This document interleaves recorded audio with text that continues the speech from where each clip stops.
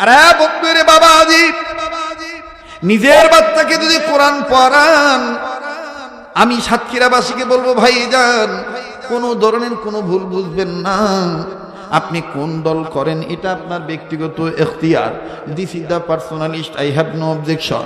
এ ব্যাপারে আমার কোনো অভিযোগ নাই। তবে রে বাজান, যদি আপনি কালেমার দাবিদার হয়ে থাকেন, ইকরার বিল লিসান, যদি আপনি জবান দ্বারা লা ইলাহা ইল্লাল্লাহ বলে থাকেন, আবার যদি তাসদিক বিল জিনান, অন্তরে যদি এটাকে আপনি বিশ্বাস স্থাপন করে থাকেন, আমার ভাইরা আমল বিল আরকানের জন্য রাসূলের কথাটাই আপনাকে মানতে হবে। কারণ নবী মুহাম্মদ বলেছেন, তলাবুল ইলমি ফারিদাতুন আলা কুল্লি মুসলিম, প্রতিটি মুসলিম নর নারীর উপর ইলমে দ্বীন শিক্ষা করা ফরজ। কথা বলেন ঠিক না বেঠিক?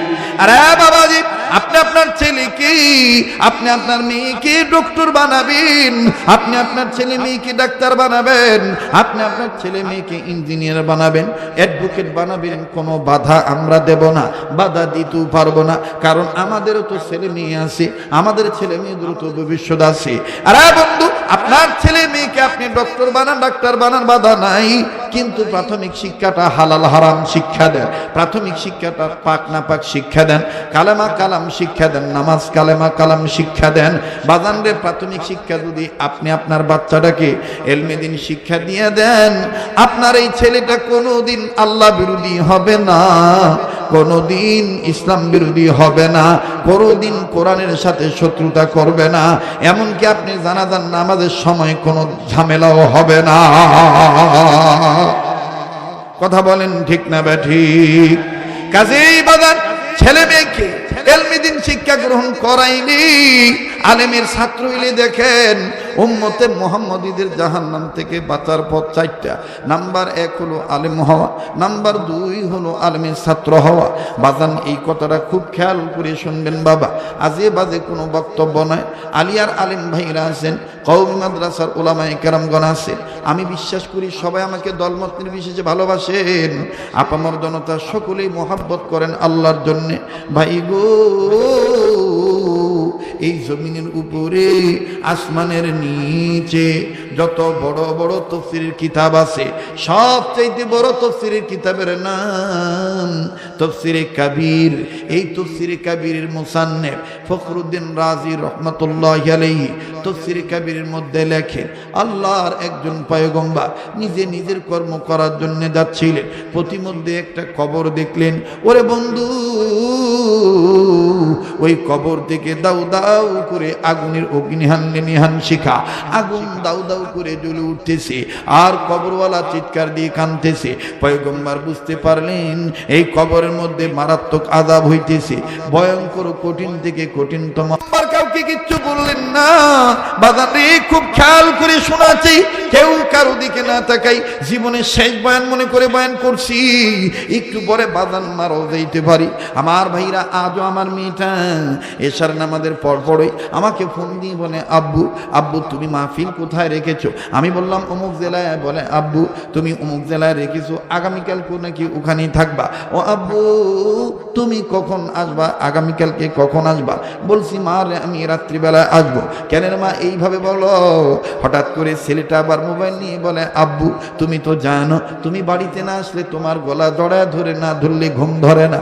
আব্বু তোমার কপালে চুমু দিব, তোমার অপেক্ষায় রইব, আমাদের বাবা আসবে, বাবার কপালে চুমু দিই, বাবার গলা ধরে ঘুমাবো। বাইরে তাদের মেয়ে বাচ্চা আছে, তারা জানেন মেয়েরা বাবার কত বড় ভক্ত। যাদের মেয়ে নাই তারা এই মেয়ের মমতাটা বুঝবেন না অনেকে।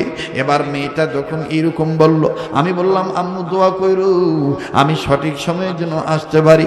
ছেলে মেয়ে উভয় আবার বলল, তোমার অপেক্ষায় রইলাম, তুমি আসবা, তোমার কপালে চুমা দিয়ে তোমার গলা জড়ায় ধরে ঘুমাবো। ও বাদানি, কথাটা বলার উদ্দেশ্য কি? এই যে আমার ছেলে মেয়ে আমার অপেক্ষায় রইল, আব্বু আসবে, আব্বার গলায় ধরে চুমা, আব্বুর কপালে চুমা দিয়ে গলা জড়ায় ধরে ঘুমাবো। বাইটি এমনও তো হইতে পারি আমি রাজপথেই রাস্তা চলন্ত অবস্থায় মালাকুল মউত আমাকে নিয়ে যেতে পারে। আমার চোখ বন্ধ, মুখ বন্ধ, কানে নাকে তুলা দেখে, চেহারা ঢাকা দেখি আমার ছেলে মেয়ে চিল্লে বলতে পারে, আম্মু গো,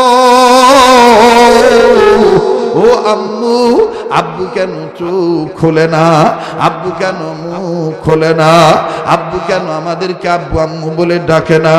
ও সাতক্ষীরাবাসী, একটু নিজের নিয়ে নিজে চিন্তা করো, দেখো দিন নরম হয়নি, এক ফোঁটা চোখের পানি ফালাইতে পারো কিনা। আসার সময় বাদান রে, মনিরামপুর এলাকায় আমার বন্ধুগণ, আমার পেয়ারা তলা এলাকায় কোনো এক আল্লাহওয়ালার কবর জিয়ারত করতে যাব।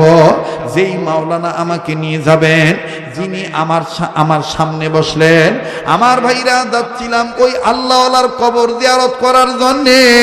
কিন্তু মাদ্রাসায় ঢোকার আগেই হঠাৎ করে ফোন আসলো ওই মাওলানার এক বোন, ফোন দিয়া বলে, ভাইয়া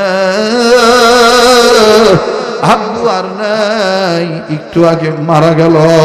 আমার বাইরে শোনার পরে কলিজাটা কেমন জানি কাপ করে কেঁপে উঠল। যাচ্ছি কবর জিয়ারত করার জন্যে, গাড়ির মধ্যে মৃত্যুর খবর পাইলাম। কার কখন মরণ হবে রে বন্ধু, কে কখন মারা যাব কারো কিন্তু জানা নাই। কাজী বাজান, আপনি কোন দল করেন এটা দেখার দরকার নাই। আপনার কবরে আপনি যাবেন, আমার কবরে আমি যাব। যার যার কবরে তার তার জবাব দেওয়া লাগবে। মান আরাফা নাফসাহু ফাকাদ আরাফা রাব্বাহু। এজন্য নিজের নিয়ে নিজে চিন্তা করি, আমি আমাকে চিনি। আমি যদি নিজেকে নিজে চিনতে পারি, আল্লাহকে চিনা হয়ে যাবে। কথা বলেন ঠিক না বেঠি? আরে মুক্তির বাবাজি, অনুরোধ করব, কেউ যদি চলে যায় চলে যেতে দিন। কারো দাওয়া দেখে কেউ যাবেন না। কেউ আসছে বক্তা দেখার জন্যে, কেউ আসছে কণ্ঠ শোনার জন্যে। বাজানলি ইল্লা মাশাআল্লাহ, তবে সবাই এক না। এখন এমন অনেক ব্যক্তি আছে আল্লাহওয়ালা হওয়ার নিয়ত করে আসছে, হুজুরে বয়ান শুনবো, গুনার থেকে থাকলে গুনার জন্য তওবা করব, আল্লাহর কাছে কান্নাকাটি করব। মা বাপ কবরে আছে, মা বাবার জন্য ইসালে সবরেসানি করব, মা বাবার রুহের মাগফিরাত কামনায় কান্নাকাটি করব। ও বাজান, এই ভালো লোকগুলার উসিলায় যেন আল্লাহ আমাদেরকে কবুল করে। চিৎকার দিয়া বলেন আমিন। আবার বলেন না সোনার বাপজানার আমার, বলেন আমিন। এবার পয়গম্বর ওই কবরটার মধ্যে ভয়ঙ্কর আযাব দেখলেন।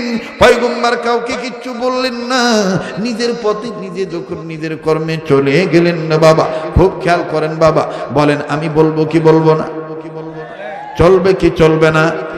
তাহলে আবার আল্লাহু আকবার আওয়াজ একটু তর্জন গর্জন দিয়ে, নারায়ে তাকবীর, নারায়ে তাকবীর। কোরআন সুন্নাহ যেখানে, আলেম উলামা যেখানে, নারায়ে তাকবীর। খুব খেয়াল করে শুনবেন বাবা। এবার পয়গম্বর কাউকে কিচ্ছু বললেন না। কবরে যেইভাবে আযাব হইতেছে সেইভাবে আযাব হইতে থাক। বাজান আজেবাজে কোনো বক্তব্য নয়, বারবার বলতেছি, এই কথাটা নোট করে আপনি রাখবেন। তাফসীরে কাবীর